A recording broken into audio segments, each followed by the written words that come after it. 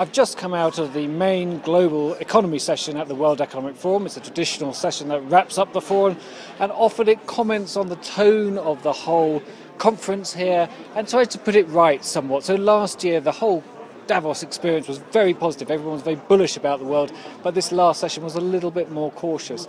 And this year, I think we've had the opposite in some ways, that a lot of the sessions here in Davos, a lot of the people here have been pretty pessimistic about the world outlook, particularly that in Europe, and particularly about fears of deflation.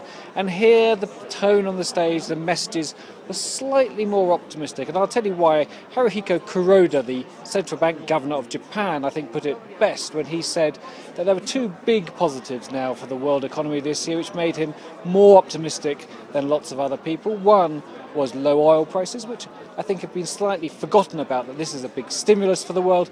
And secondly, he said the European Central Bank's actions this week to introduce quantitative easing was something that took away one of the bigger risks for the world economy. And this was a sort of generally shared view. But I think it brings to the second point, which is that clearly the ECB's actions alone aren't sufficient. There's a necessary condition for a better recovery in Europe, but not a sufficient condition.